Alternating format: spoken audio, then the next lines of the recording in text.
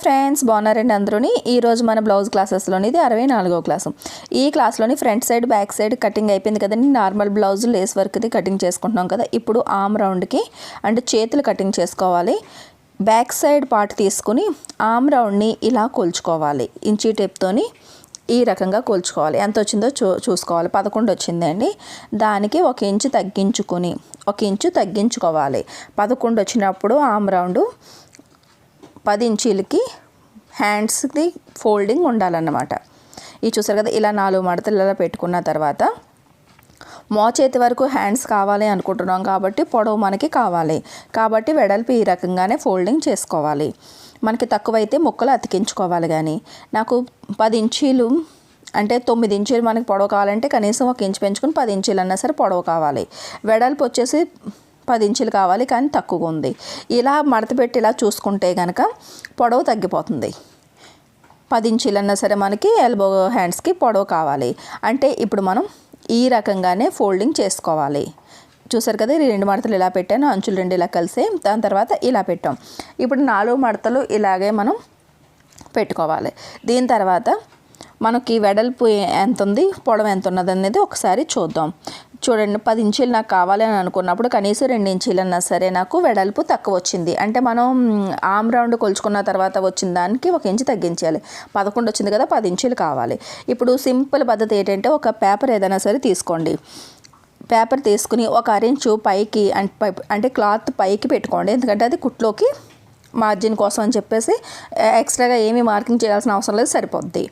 1 inch cloth మీదకి వచ్చేటట్టుగా పట్టుకొని క్లాత్కి పేపర్కి కలిపి సూదులు పెట్టేసుకోండి. ఈ రకంగా ఈ పిన్నులు పెట్టేసుకున్నారనుకోండి, చక్కగా కదలకుండా ఉంటుంది, ఎక్కడికి కూడా కదలకుండా ఉంటుంది. కొత్తగా నేర్చుకునే బిగినర్స్కి హ్యాండ్స్ ఒకవేళ అతుకులు వచ్చినా సరే కన్ఫ్యూజ్ లేకుండా, షేప్ పాడవకుండా నీట్గా చేయగలుగుతారు. ఈ రకంగా హ్యాండ్. ఇప్పుడు పొడవు ఎంత అన్నది చూసుకుందాం. నాకు అంటే 10 ఇంచీలు 9 అంటే 10 ఇంచీలు పొడవు కావాలనుకోండి, 10 ఇంచీలు పెట్టుకోవాలి. 10 ఇంచీలు పొడవు కావాలంటే 11 పెట్టుకోవాలి. ఇప్పుడు నాకు హ్యాండ్స్ పొడవు 9 కావాలి. 9కి 1 ఇంచు కలుపుకొని 10 ఇంచీలకి పెట్టుకుంటున్నా. ఈ చివరి నుంచి కూడా 10 ఇంచీలకే మార్కింగ్ పెట్టుకోండి. ఇలా ఏ హ్యాండ్స్ కన్నా సరే మీకు పొడవు ఎంత కావాలో దానికి 1 ఇంచు కలుపుకొని పెట్టుకోవాలి పొడవు. ఇలా 10 ఇంచీలకి ఇలా పొడవుకి మార్కింగ్ పెట్టిన తర్వాత మనకి వెడల్పు కావాలని చెప్పేసి ఆర్మ్ రౌండ్ కొలుచుకున్నాం కదా. 10 ఇంచీలు 11 వస్తే 1 ఇంచు తగ్గించి 10 ఇంచీల దగ్గరికి ఇప్పుడు వెడల్పు మనం ఇలాగ ఫోల్డింగ్ వైపు నుంచి ఇలా పెట్టుకోవాలి. ఏ రకంగా మడత పెట్టినా సరే 4 ఫోల్డింగ్లు కూడా మన వైపే ఉండేటట్టు చూసుకోవాలి. ఇప్పుడు ఈ పేపర్ వైపుది కటింగ్ ఓపెన్ వైపు అనమాట. ఇప్పుడు చూసారు కదా, ఇలా అయితే 2 ఇంచులు మనకి తగ్గింది. అప్పుడు పైనుంచి ఈ బాక్స్లోనే పైనుంచి కిందకి నార్మల్ హ్యాండ్స్ అయితే 3 ఇంచులకి, లేదంటే కనుక ఎల్బో హ్యాండ్స్ అంటే మోచేతి వరకు కావాలనుకుంటే 3.5కి మార్కింగ్ పెట్టుకోండి పైనుంచి కిందకి. దాని తర్వాత ఫోల్డింగ్ నుంచి ఈ లైన్ వైపు ఒక 2 ఇంచులకి మార్కింగ్ పెట్టుకోండి. ఇది పెట్టుకోవాలని ఏమీ లేదండి, ఇదేంటంటే రౌండ్ తిరగడం కోసం మనం మార్కింగ్ పెడతాం. ఇప్పుడు ఈ 3.5 నుంచి లోపలికి 2 ఇంచులు ఖర్చులు కానీ పెట్టాం కదా బ్లౌజ్కి, ఆ మార్కింగ్ పెట్టుకోవాలి. ఇలా లోపలికి అక్కడ ఒక మార్కింగ్ పెట్టుకున్నారంటే ఇది ఖర్చుల మార్కింగ్ అని తెలుస్తుంది. అప్పుడు పై మార్కింగ్ నుంచి ఇలా ఈ 2 ఇంచుల దగ్గరికి ఈ రకంగా షేప్ తీసేసుకోవాలి. ఒక ఎస్ మోడల్లోని షేప్ వస్తుంది. ఈ రకంగా ఇలా షేప్ తీసేసుకున్న తర్వాత ఇప్పుడు హ్యాండ్స్కి లూజ్ పెట్టుకోవాలి. లూజ్ ఎంత అని అంటే కనుక మన బ్లౌజ్కి హ్యాండ్ లూజ్ ఎంత అనేది చూసుకోవాలి. అంటే మనకి ఇక్కడ కావాల్సిన కొలతలు హ్యాండ్ పొడవు ఎంత, లూజ్ ఎంత. లూజ్ వచ్చేసి 11 ఇంచీలు. 11 ఇంచీలు లూజ్లోని సగం చేస్తే 5.5. ఫోల్డింగ్ వైపు నుంచి 5.5కి మార్కింగ్ పెట్టుకోవాలి. పెట్టుకుని మళ్ళీ 2 ఇంచీలు ఎక్స్ట్రా మార్జిన్ కోసం పెట్టుకోవాలి. ఇలా మార్కింగ్ అయిపోయిన తర్వాత మనకి ఫిట్టింగ్ మార్కింగ్ పై 2 ఇంచుల మార్కింగ్ దగ్గరికి ఈ రకంగా ఇది చూసారు కదా, 2 ఇంచులు ఫిట్టింగ్ అని చెప్పేసి మనం మార్జిన్కి ఇలా లోపలికి గీసాం కదా. ఆ 2 ఇంచుల నుంచి ఈ ఫిట్టింగ్ మార్కింగ్కి, దాని తర్వాత ఎక్స్ట్రా ఖర్చులకి ఇటువైపు ఇక్కడ నుంచి ఈ 2 మార్కింగ్లకి కలిపేసుకోవాలి. ఇలా అంటే మనకి పేపర్ మీద చిన్న పీస్ మాత్రమే మనకి తక్కువ వచ్చింది. ఇది ఖర్చుల్లోకి వెళ్ళిపోద్దండి. కాకపోతే మనకి ఖర్చులకు కూడా మనకి క్లాతులు ఉండాలి కాబట్టి ముక్కలు కంపల్సరీగా అతికించుకోవాలి. ఇప్పుడు ఏ రకంగా అయితే మీరు మార్కింగ్ చేశారో అది పేపర్తో పాటు చక్కగా ఇలాగ కటింగ్ చేసేసుకోండి. పిన్నులు ఉన్నాయి కాబట్టి ఏం కాదు. ఈ రకంగా ఇక్కడ చూసారు కదా, ఇలా క్రాస్గా ఇలా కటింగ్ చేసేసుకుంటే న్యూస్ పేపర్ కూడా, అంటే న్యూస్ పేపర్ కానీ నార్మల్ ఏ పేపర్ అయినా సరే మీరు పెట్టి కటింగ్ చేసినప్పుడు క్లాత్ అన్నా సరే పెట్టి కటింగ్ చేసుకోవచ్చు. ఇప్పుడు ఇంత ముక్క మనకి తక్కువ వచ్చిందని అర్థం. చాలా ఈజీగా తెలుస్తుందండి, ఎక్కడ కూడా షేప్ తేడా రాకుండా ఉంటుంది. ఇప్పుడు ఈ ముక్కను మనం పీసులు తీసుకోవాలి. లైనింగ్లు తక్కువ వస్తే లైనింగ్ పీసులు, ఇలా తక్కువ వస్తే లైనింగ్ పీసులు ఈ రకంగానే కటింగ్ చేసుకోవాలి. అదే బ్లౌజ్ పీస్ తక్కువ వస్తే బ్లౌజ్ పీస్ కూడా ఇలాగే తీసుకోవాలి. ఫస్ట్ ఇలాగ ఒక 2 మడతల మీద ఇలా 2 ముక్కలు తీసుకుంటే కనుక ఒక హ్యాండ్కి సరిపోద్ది. ఇలా ఈ రకంగా ఇలా రివర్స్ చేసి ఇలా పెట్టుకొని చూసుకుందాం, ఎటువైపు సరిపోతుందంటే సరే, లేదంటే కనుక సరిగా సరిపోవట్లేదండి.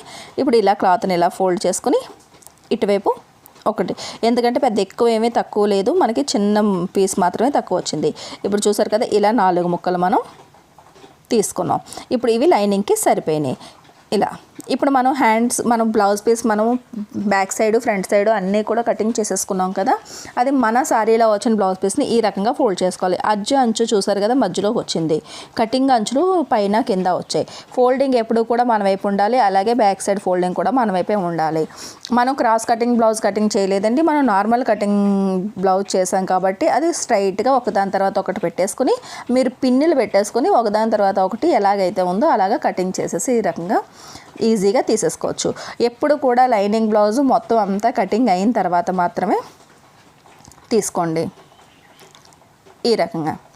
దాని తర్వాత ఫ్రంట్ వైపుది కూడా ఇలా స్ట్రైట్గానే పెట్టి మనకి ఫోల్డింగ్ వైపు ఉండేటట్టుగా ఇలా పట్టుకుని ఇలా కటింగ్ చేసేసుకోండి.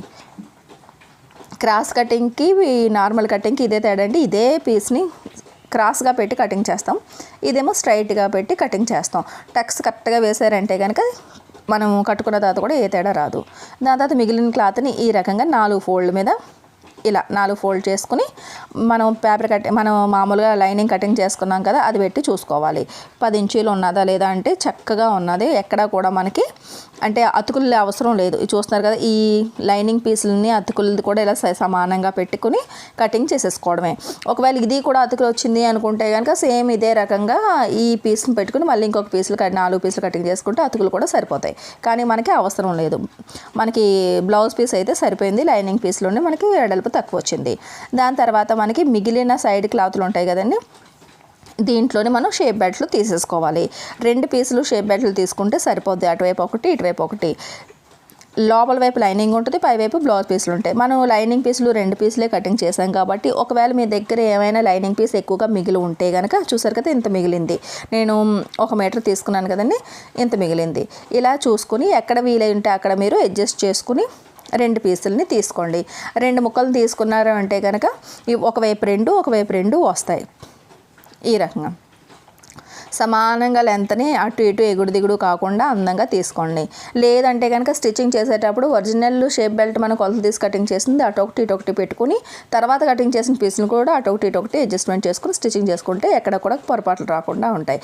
ఈ రకంగా బ్లౌజ్ అంతా రెడీ అయిపోయింది కదండి. నెక్స్ట్ క్లాస్లోని లేస్లు వేసి బ్యాక్ సైడ్ ఎలా కటింగ్ చేయాలన్నది మనం వివరంగా చూద్దాం.